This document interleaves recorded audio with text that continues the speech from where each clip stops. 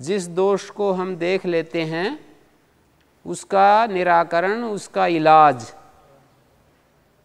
इलाज ठीक से हो जाता है, जल्दी हो जाता है, आसानी से हो जाता है। जैसे आपके पैर में कहीं मलमूत्र लग जाए, नंगे पैर जा रहे थे और आपको पता नहीं चला, तो जब तक दिखाई नहीं देगा तब तक तो यूं ही लगता मतलब लगा हुआ, चाहे सुबह लगा है और दिन भर घूमते रहे तो सारे दिन साथ ही रहेगा वो। पर देखने के बाद ऐसा कोई आदमी नहीं देखा मैंने कि वो उसको ना धोए। जिसने एक बार देख लिया तो वो तो फिर उसको तुरंत साफ करना चाहेगा। तो ये आप अपने दोष को देख नहीं पाते हम, इसलिए उसका उपाय, उसका इलाज नहीं करते। संध्या करने के लिए आप बैठते हो, पैर धो करके बैठना होता है संध्या में ना, पर आत्मिक भोजन करने के लिए नहीं। शरीर से तो आप साफ हो गए, पर हमारा मन भी तो इसी तरह से गंदा होता है। और जैसे भोजन करते समय ना, रोटी खाते समय जैसे हम हाथ पैर धो करके बैठते हैं, और आत्मिक भोजन करते समय अपने मन को इस तरह से धो करके बैठना पड़ता है। और यही चीज़ें जो रोज़ आप मन को गंदी रखते हो, उन्हीं चीज़ों के साथ आप मंत्र पाठ कर लेते हो थोड़ी देर के लिए, इसका नाम संध्या नहीं है। कुछ मंत्र दोहरा लिए और एक ड्यूटी पूरी हो गई बस। आपके मन पर क्या प्रभाव पड़ रहा है उन सब चीज़ों का, ये देखना होता है। कितना संध्या तो एक जल का जैसा काम करती है।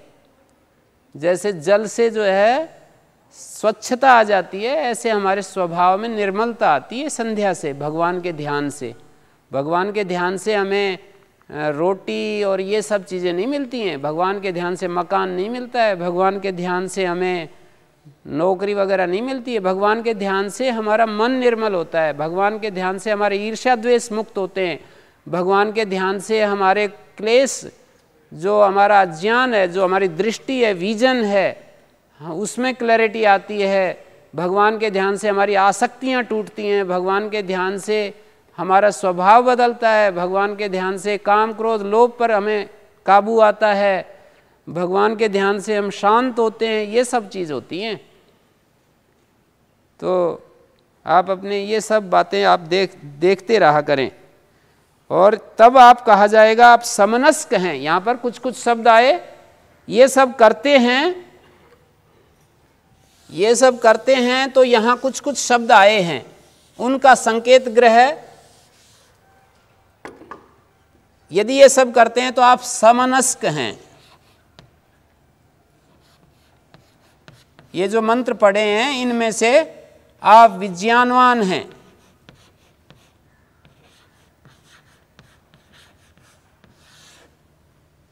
आप जो हैं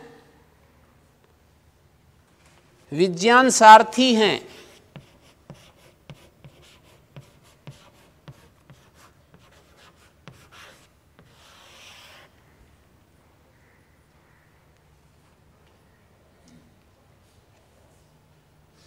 आप युक्त मन वाले हैं। इसमें एक शब्द आया युक्तेन मनसा सदा।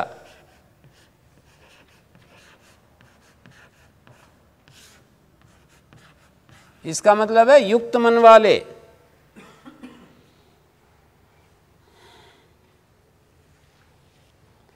और सदस्व वाले, सद अच्छे घोड़ों वाले हैं। युक्तेन मनसा, युक्त मन वाले, समाहित चित्त वाले।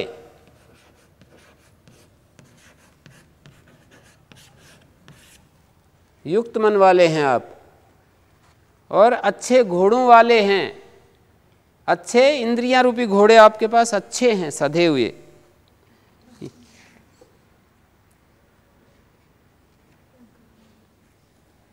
ब्रह्म पद की प्राप्ति आपको हो रही है, विष्णु पद की प्राप्ति आपको हो रही है, ये कहा जाएगा। हाँ जी, आगे एक मंत्र आ रहा है, 10वां मंत्र। पावमणि जी बोलिए।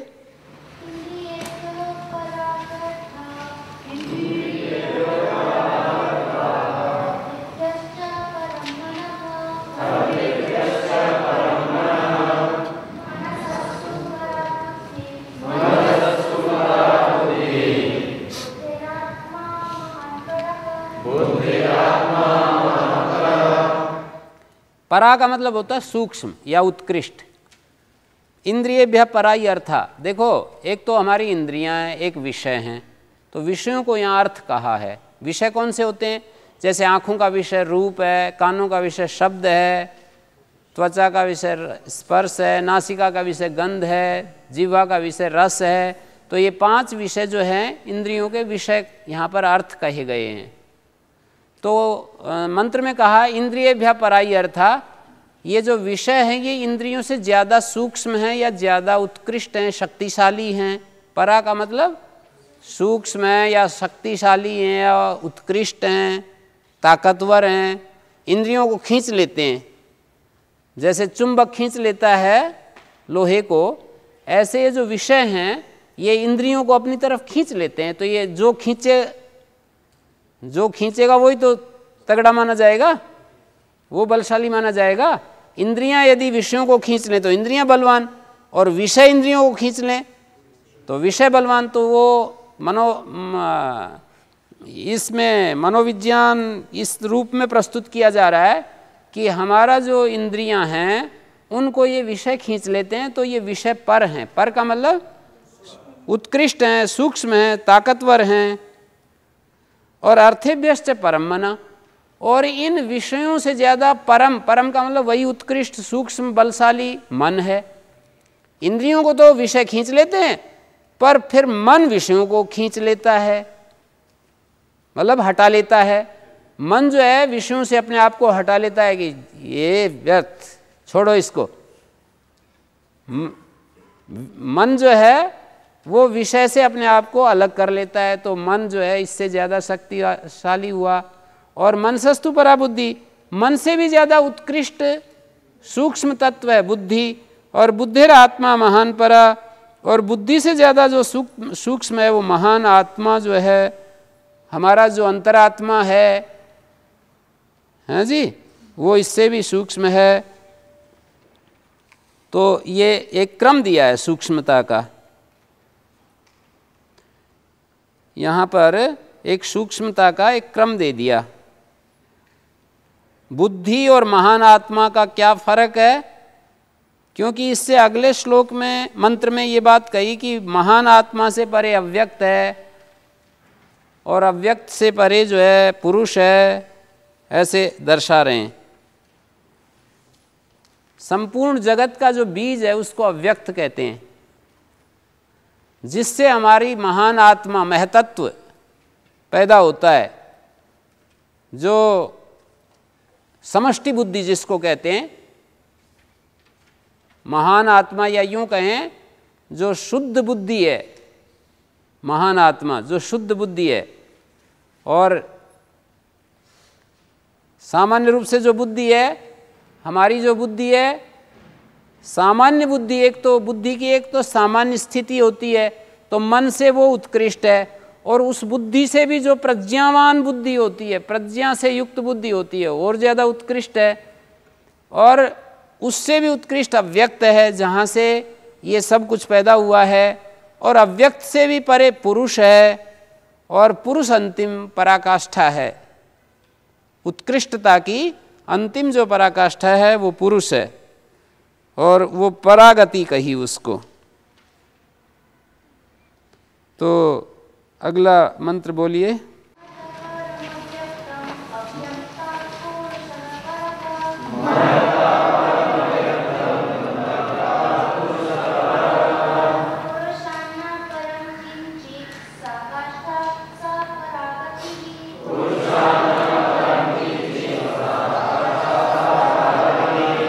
वो ये कह रहे हैं महान महत जो आत्मा है, महान आत्मा है, जो कि अव्यक्त प्रकृति का प्रथम परिणाम जिसको कहते हैं, उसको महान आत्मा कहा है। अव्यक्त का जो प्रथम परिणाम है उसको महतत्व कहते हैं, महान आत्मा भी कहते हैं। तो ये संपूर्ण जगत का बीज है अव्यक्त, जिसमें जगत के नाम रूप व्यक्त नहीं हुए हैं, जिससे व्यक्त होकर उसी में ये समा जाते हैं। तो सभी प्रकार के कार्यों की कारण शक्ति है अव्यक्त में।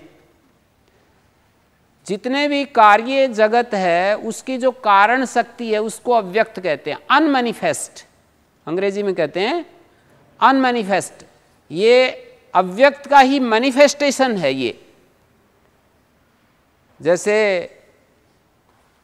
एक छोटा वट वृक्ष का जो बीज होता है उसमें वृक्ष जो है वो अनमैनिफेस्ट रूप में है, और उसी बीज से जब वो पेड़ बनता है तो उस बीज का ही वो मैनिफेस्टेशन है।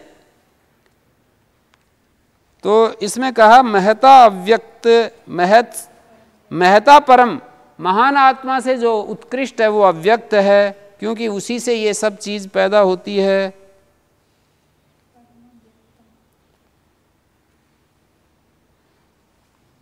और फिर बतलाया अव्यक्तात् पुरुषा परा, अव्यक्त से परे चेतन जो पुरुष है वो उत्कृष्ट है, पुरुषः पर। और पुरुषात् न परम किंचित, पुरुषात् में तय को न हो रहा है, न के कारण से जैसे जगन्नाथ तय के न हो जाता है। तो पुरुषात् न परम किंचित, पुरुष से परे या उत्कृष्ट कुछ भी नहीं है। सा काष्ठा सा परागति, सा पराकाष्ठा, काष्ठा का मतलब होता है हाईएस्ट, जो उसकी जो शिखर है ना उत्कृष्टता का, वो पुरुष है। सा परागति, वो परम गति है, उससे आगे कुछ ज़्यादा और उत्कृष्ट कुछ भी नहीं है।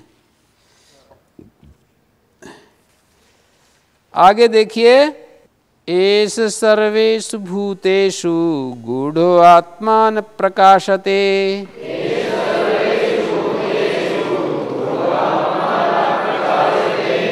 दृश्यते त्वग्र्या बुद्ध्या सूक्ष्मया सूक्ष्मदर्शिभिः। ये जो आत्मा है उसके बारे में ये कह रहे हैं कि ये आत्मा सब भूतों में गूढ़ है, छिपा हुआ है। न प्रकाशते, ये दिखाई नहीं देता, ये प्रकाशित नहीं हो रहा है। एष सर्वेषु भूतेषु, ये जो आत्मा है सब भूतों में, सब में आप में आत्मा छिपा हुआ है, गूढ़ है। गूढ़ का मतलब होता है छिपा हुआ। न प्रकाशते, प्रकट नहीं हो रहा है, ये सभी प्राणियों में छिपा हुआ है, प्रकाशित नहीं हो रहा, दिखाई नहीं दे रहा है। पर दृश्यते तु अग्र्या बुद्ध्या, अग्रि शब्द का अग्र्या, ये शायद कैसा छपा हुआ है देखना एक बार, अग्र्या, ये ऐसा होना चाहिए या ऐसा है?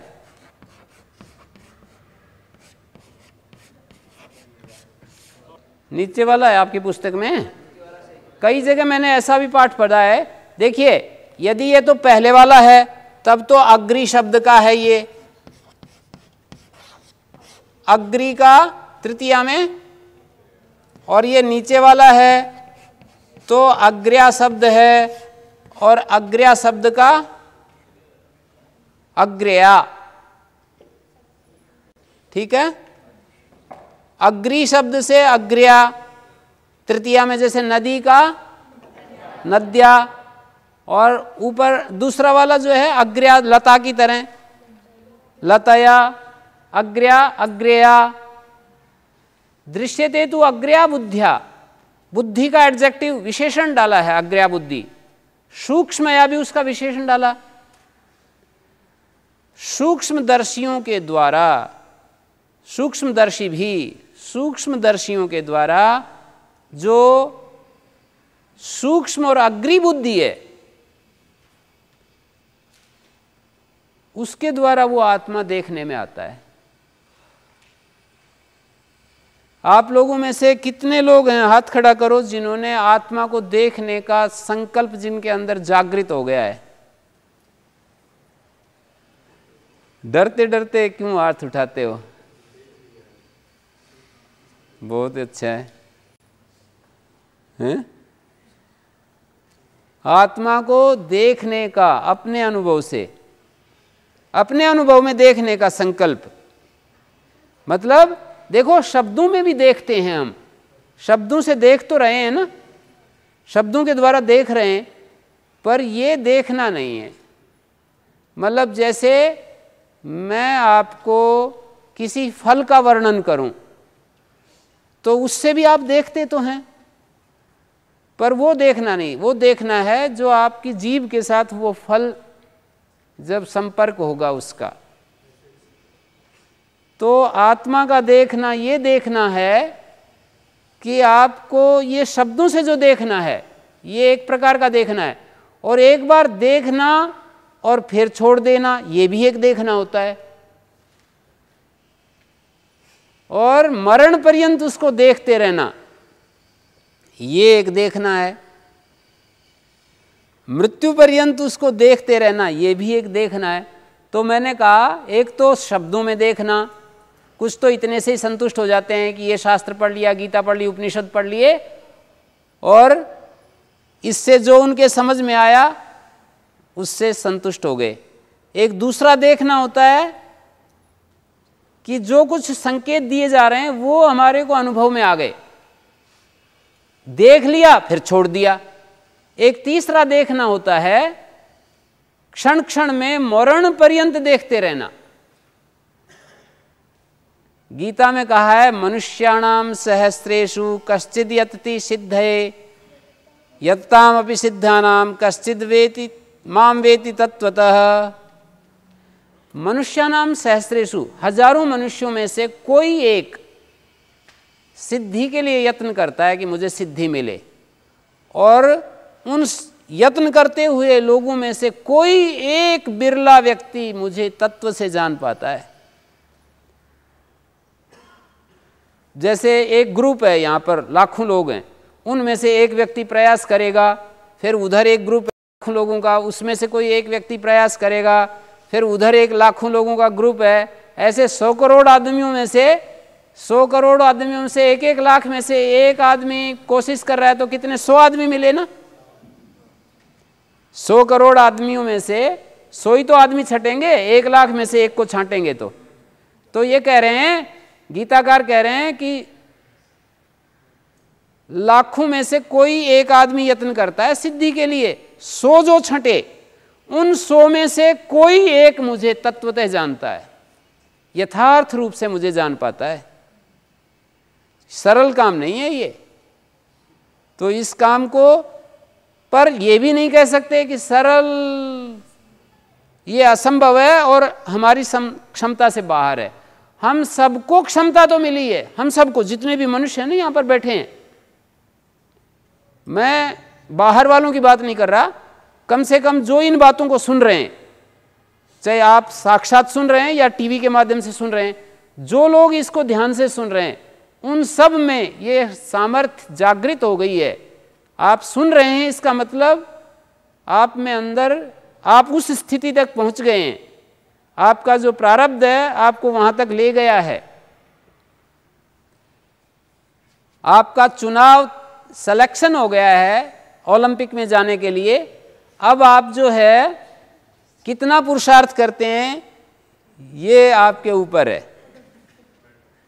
मतलब चुनाव होने के बाद भी कोई व्यक्ति मटर गश्ती करे कि अब तो चुनाव हो गया, अपने लक्ष्य पर तो केंद्रित नहीं है। चुनाव होने के बाद भी होटलों में चक्कर काटते देखे गए हैं, चुनाव होने के बाद भी ड्रग्स लेते देखे गए हैं, और अनुचित साधनों का उपयोग करते हुए उसमें सफल होने की इच्छा करते हैं। ओलंपिक में चुनाव होने के बाद भी गड़बड़ होती है ना। तो चुनाव तो हो गया है आप लोगों का, चुनाव होने के बाद अब भी पूरी मेहनत, परिश्रम करनी पड़ेगा पूरा, तब जाकर के आपको चीज़ मिलेगी। वो चुनाव हो गया है। श्री अरविंद का एक बहुत अच्छा वाक्य है, जो भगवान को चुनता है वो भगवान के द्वारा चुना जा चुका है। भगवान पहले चुन लिया है, भगवान ने उसको, जो भगवान को चुन रहा है। जो भगवान को चुनता है, बल्कि वो तो, मैं थोड़ा सा बदल के बोला इस वाक्य को, वो तो ये कह रहे हैं जो भगवान को चुनता है वो पहले ही भगवान के द्वारा चुना जा चुका है। माने पहले भगवान हमको चुनते हैं, तब जो है ना समझ लो कि हमने चुना है भगवान को। तो ये मतलब सामान्य काम नहीं है। जैसे कि मैं उस आत्मा को देखना चाहता हूँ, सूक्ष्म अग्री बुद्धि कौन सी होती है? आगे आगे ले जाने वाली। अग्री कहते हैं इसको खोदने वाली, जो तीक्ष्ण, वो जो कुदाल होता है ना, खोदने वाली जो बुद्धि है उसको अग्री बुद्धि कहते हैं। तीक्ष्ण बुद्धि जो बिल्कुल पैनी बुद्धि होती है ना, उसको अग्री बुद्धि कहते हैं।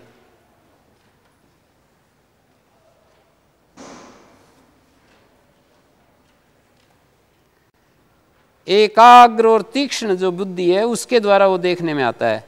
आगे एक बात कही, हाँ जी बोलिए।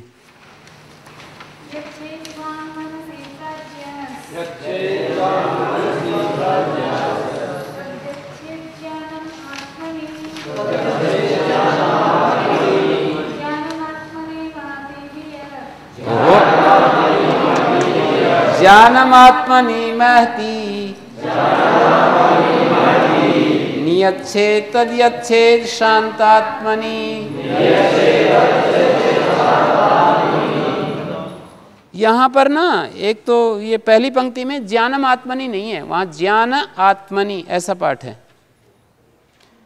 यच्छेद वांग मनसी प्राज्ञा, यहाँ पर वाणी को प्रथमा विभक्ति हो रही है द्वितीया के अर्थ में।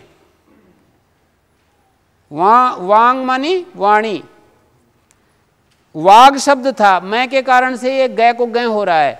यच्छेद वांग, वांग मतलब वाणी। मनसी, यहाँ पर छांदस दीर्घ हो रहा है। छांदस दीर्घ का मतलब वैदिक भाषा यदि नहीं होती तो ये शब्द ऐसा होता।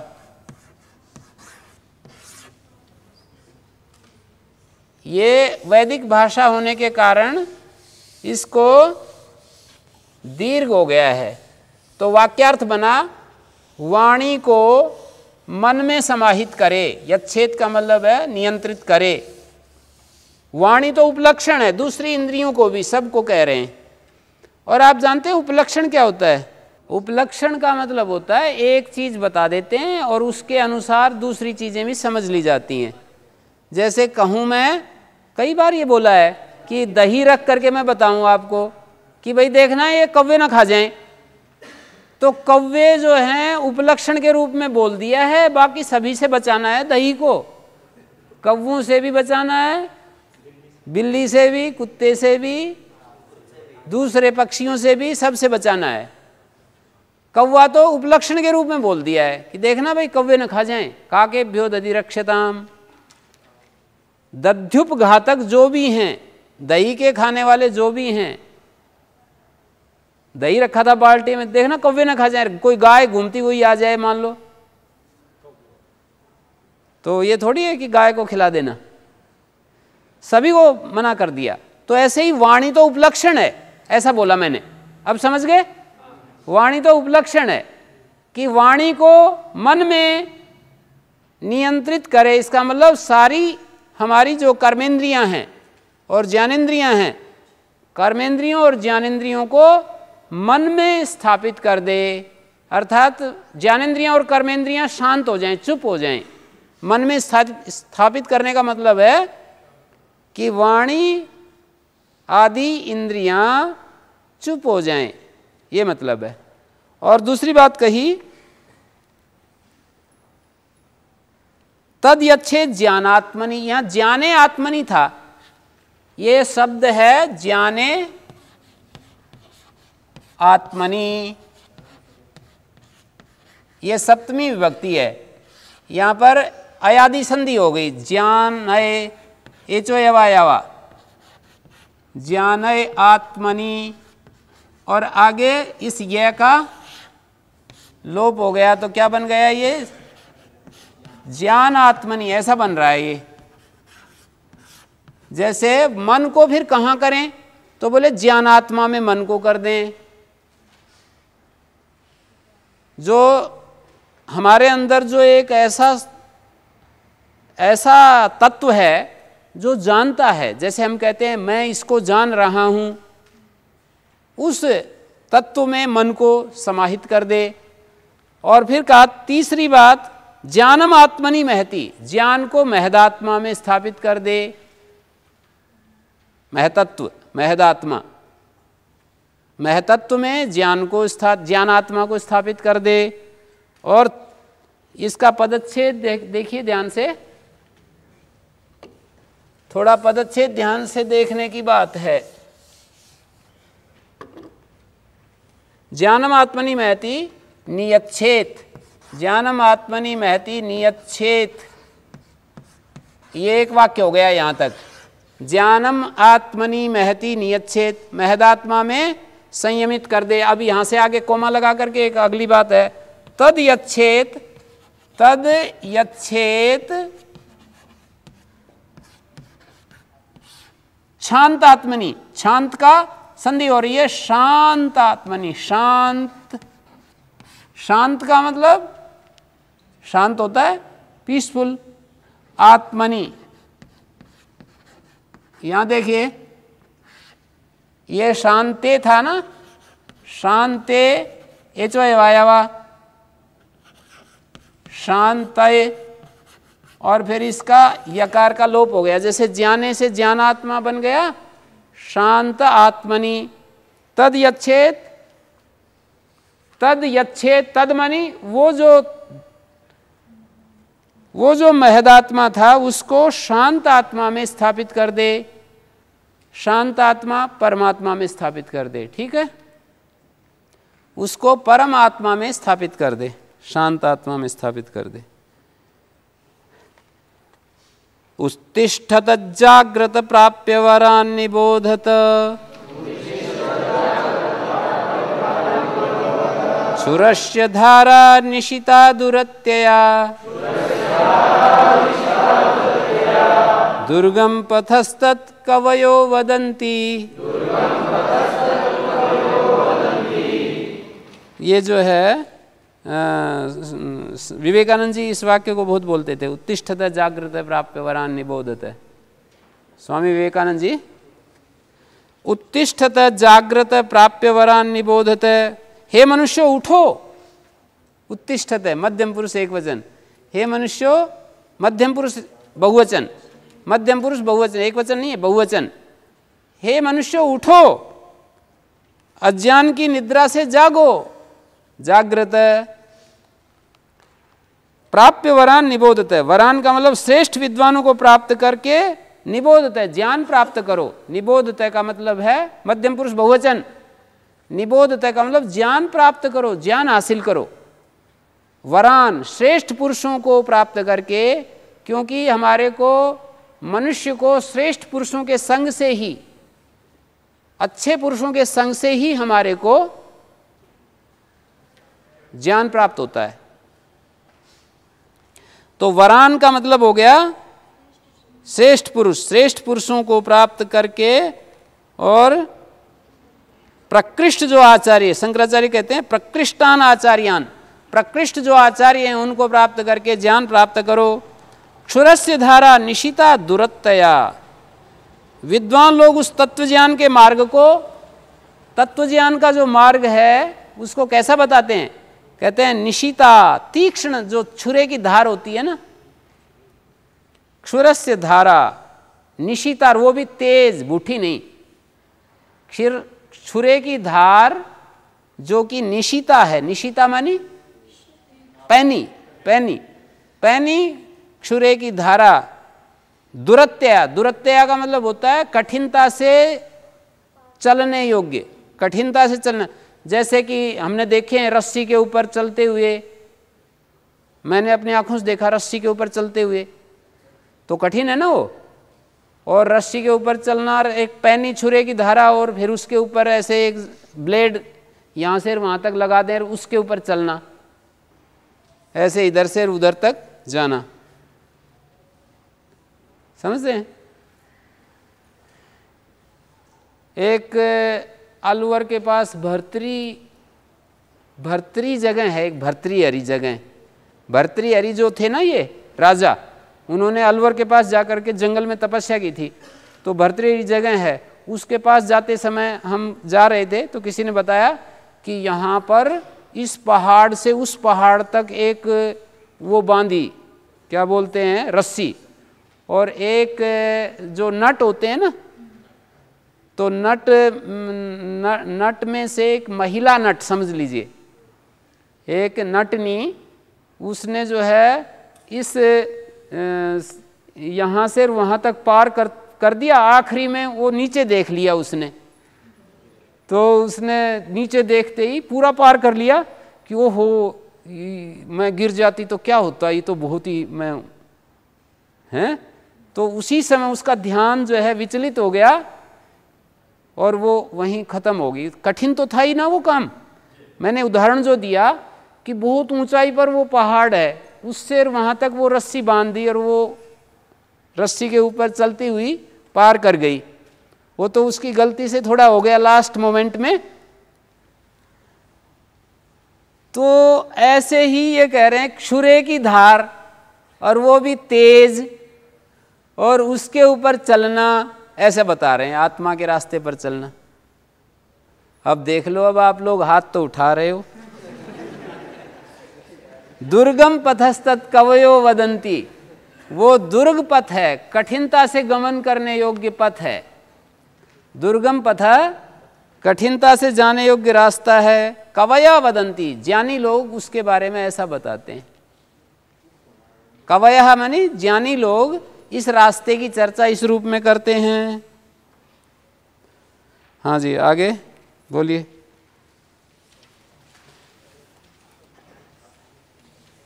अशब्दमस्पर्शमरूपमव्ययम् तथा रसम नित्यमगंधवच्च यत् अनाद्यनन्तं महता परं ध्रुवम् निचाय्य तन्मृत्युमुखात् प्रमुच्यते। जो ब्रह्म या परमात्मा, जो भी कहें आप, आत्मा, ब्रह्म, परमात्मा, वो उसके नेचर का वर्णन किया है। वो कैसा कैसा है, तो कहा कि वो अशब्दम, शब्द रहित है। पहले वाले केनोपनिषद में भी बताया ना कि नेदम यदिदम उपासते, वो ब्रह्म नहीं है जिसको हम अनुभव कर रहे हैं अपनी इंद्रियों से। जैसे कान से शब्द का अनुभव करते हैं, शब्द ब्रह्म नहीं है। नासिका से गंध का गंध ब्रह्म नहीं है। आँख से रूप का रूप ब्रह्म नहीं है, जो हमारे को ये दिखते हैं, ये ब्रह्म नहीं है। अशब्दम, शब्द ब्रह्म नहीं है। अस्पर्शम, जिसको हम कोमल स्पर्श कहते हैं, वो ब्रह्म नहीं है। और रूप, रूप ब्रह्म नहीं है। और ना, वो नाश रहित है। देखिए पहली पंक्ति में कहा अशब्दम, अस्पर्शम और अरूपम, तीन बातें कही। ये तो उपलक्षण है, सभी जगह लग जाएगा। अब उपलक्षण समझ में आ गया। जैसे तीन कहा, पर इसमें आगे फिर अरसम भी कह दिया और अगंधवत, पांचों ही कह दिया। इसको उपलक्षण नहीं कहेंगे। जब पांचों ही गिना दिए स्वरूप से, जैसे हम यूं कहें कि भाई देखना, इस दही को कौवे न खा जाएं, बिल्ली न खा जाएं, कुत्ते न खा जाएं, और पक्षी न खा जाएं, और देखो गाय न खा जाए, तो ये उपलक्षण नहीं है। ये तो सबका ही नाम ले दिया। तो यहां पर भी सबका नाम ले दिया। अशब्दम, स्पर्शम, अरूपम, और दूसरी पंक्ति में अरसम, वो रस ब्रह्म नहीं है। और अगंधवत, वो गंध वाला भी नहीं है। और अव्यय, अव्यय का मतलब होता है अविनाशी। वे कहते हैं विनाशी, और अव्यय मानी अविनाशी। अनाद्य अनंतम, और वो अनादि अनंत है, बिगनिंगलेस और एंडलेस। और महता परम, और वो महान से भी परे है, महत से भी परे है। और वो ध्रुव है। ध्रुव का मतलब होता है कूटस्थ। जैसे लुहार जिस लोहे के ऊपर कूटता है ना, दूसरे वाले लोहे को कूटता है, तो जो नीचे वाला लोहा होता है, नीचे वाला, उसको कूट कहते हैं। और कूट की तरह जो हो कूटस्थ। कूट का मतलब जिसके ऊपर कूटे जाए लोहा, उसको कूट कहते हैं, और वो कूट के समान है, वो ध्रुव है, और उसको ग्रहण करके मनुष्य मृत्यु के मुख से मुक्त हो जाते हैं। निचाइए का मतलब होता है उसको देखकर, उसको समझकर, ग्रहण करके, जान करके, चायरी पूजा निशामने हो, उसको देख करके मृत्यु मुखात प्रमुच्यते, मृत्यु के मुख से छूट जाते हैं। कितनी अच्छी बात कही, सुनने में भी कितनी सुहावनी लगती है। मृत्यु मुख से छूट जाते हैं, उसको जान करके मनुष्य जो है मृत्यु के मुख से छूट जाते हैं। मृत्यु चारों तरफ से पकड़े हुए आदमी को, हर सुबह से शाम तक हम देखेंगे तो किस तरह से मृत्यु के चंगुल में मनुष्य फंसा हुआ है, हैं? ये मृत्यु नहीं जो शरीर हर क्षण जो है डेड हो रहा है, बूढ़ा हो रहा है, ये वाली मृत्यु नहीं है। प्रमाद को मृत्यु का है। सनत सुजात कहता है, महाभारत का जो सनत सुजात ऋषि है, धृतराष्ट्र पूछता है कि हम जानना चाहते हैं कि ये मृत्यु का क्या चक्कर है। उन्होंने कहा मृत्यु तो है ही नहीं, ऐसे बोले, प्रमाद ही मृत्यु है। ये जो प्रमाद है इसी को मृत्यु कहते हैं, मृत्यु नाम की और कोई चीज नहीं है। तो आदमी कितना मृत्यु के चक्र में है वो आप ध्यान देंगे, अवेयरनेस में होंगे, तब आपको पता लगेगा। अभी तो आप इस संकेत को ही नहीं समझ पा रहे होंगे कि जो ये संकेत है ये किस बात के लिए संकेत बन रहा है। वो कहते हैं कि प्रमाद ही मृत्यु है।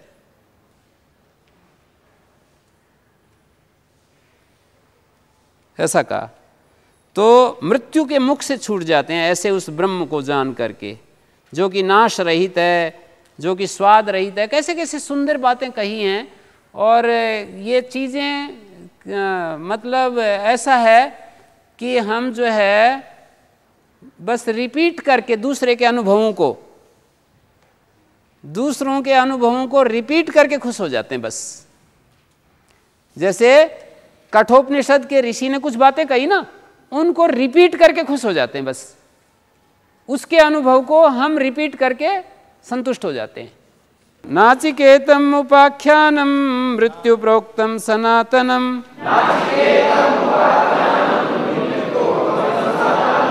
उक्त्वा श्रुत्वा च मेधावी ब्रह्मलोके महीयते।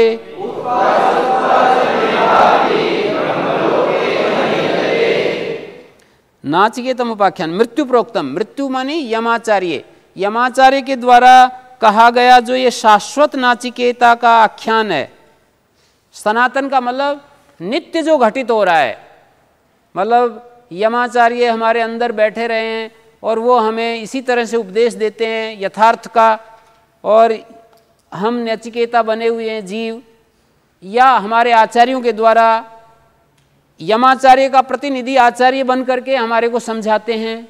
वो भूतकाल में कोई यमाचार्य हुआ, आज कोई आचार्य हमको समझाते हैं उन्हीं का प्रतिनिधि बनकर, उनका रिप्रेजेंटेटिव बनकर। तो कह रहे हैं सनातन आख्यान है, ये तो नित्य घटित हो रहा है हमारे जीवन में। सनातन जो आख्यान है, नाचिकेत का मतलब है नचिकेता से संबंधित। एक शब्द होता है नचिकेता, एक नाचिकेत, नचिकेता से संबंधित को नाचिकेत कहते हैं। उक्त्वा श्रुत्वा च मेधावी, मेधावी एडजेक्टिव उस व्यक्ति को मेधावी का है। मेधावी जो है इसका प्रवचन करके और इसको सुन करके ब्रह्मलोक में पूजित होता है। परमेश्वर के लोक में उसका आदर बढ़ जाता है। परमेश्वर के लोक में उसका आदर बढ़ जाता है, ऐसे कह रहे हैं। ब्रह्मलोक में वो आदर प्राप्त करता है का मतलब भगवान की नज़र में उसकी कीमत बढ़ जाती है। जो ज्ञानी होता है कीमत तो बढ़ी जाएगी। उक्त्वा श्रुत्वा च, दो बातें कही, इसको कहकर या सुनकर बुद्धिमान व्यक्ति, मेधावी व्यक्ति आदर को प्राप्त करता है। मतलब ये हुआ, शंकराचार्य कहते हैं आत्मभूत होकर के उपासना के योग्य हो जाता है। यही उसका ब्रह्मलोक में पूजित होना है। वो व्यक्ति आत्मभूत होकर आत्मा बन जाता है, वो शरीर से अलग होकर के उपासना के योग्य हो जाता है। उपासना तो आत्मा से ही होती है, तो वो व्यक्ति उपासना के योग्य हो जाता है। या इमं परमं गुह्यं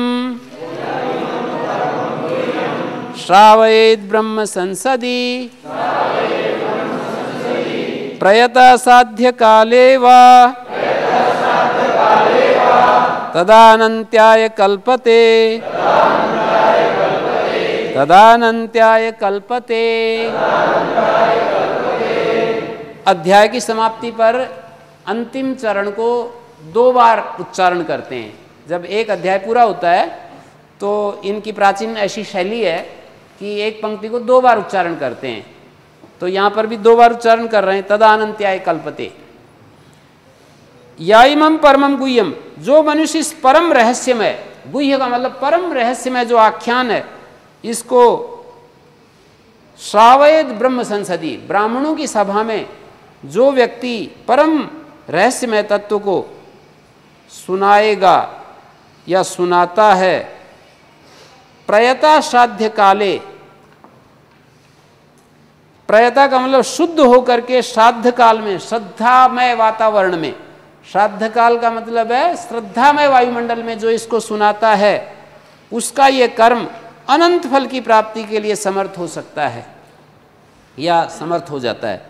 उसका ये जो कर्म है वो अनंत फल की प्राप्ति के लिए आनंत्याय कल्पते, आनंत्याय कल्पते का मतलब है अनंत फल की प्राप्ति दिलाने वाला होता है। समझ रहे हैं इस बात को? जैसे मैं आपको सुना रहा हूं, आप दूसरों को सुना रहे हैं, तो एक परंपरा चलती रहती है और ये विद्या लुप्त नहीं होती है, और जिज्ञासु जो लोग हैं वो इससे लाभान्वित होते रहते हैं। ये इसकी फलश्रुति है। इस उपनिषद के पढ़ने और सुनने का फल दिखाया है कि जो इस विद्या को, इस परम गुह्य विद्या को ब्राह्मणों की सभा में, ब्राह्मण कौन होते हैं? जो ब्रह्म की जानने की इच्छा रखते हैं वो ब्राह्मण।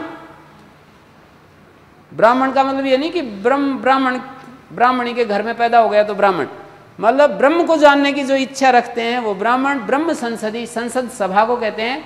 जैसे यहाँ सभा लगी हुई है तो ब्रह्म संसदी में जो सुनाता है, प्रयता मतलब पवित्र होकर, श्राद्ध काले श्रद्धामय वायुमंडल में जो सुनाता है, सो अनंत्याय कल्पते, वो अनंत फल को प्राप्त करता है। इस कर्म के बदले अनंत फल की प्राप्ति उसको होती है, ऐसा कह रहे हैं। अनंत फल तो यही होता है, मोक्ष, मुक्ति। वो अपने बंधनों को काट लेता है। वो व्यक्ति जो इस विद्या को सुनाता है वो अपने बंधनों को काट देता है। अनंत फल का मतलब ये है कि वो व्यक्ति मुक्त हो जाता है, अपने अज्ञान का नाश कर देता है, अपने संस्कारों को जला देता है, संस्कारों को भस्म कर देता है, ये कहा गया।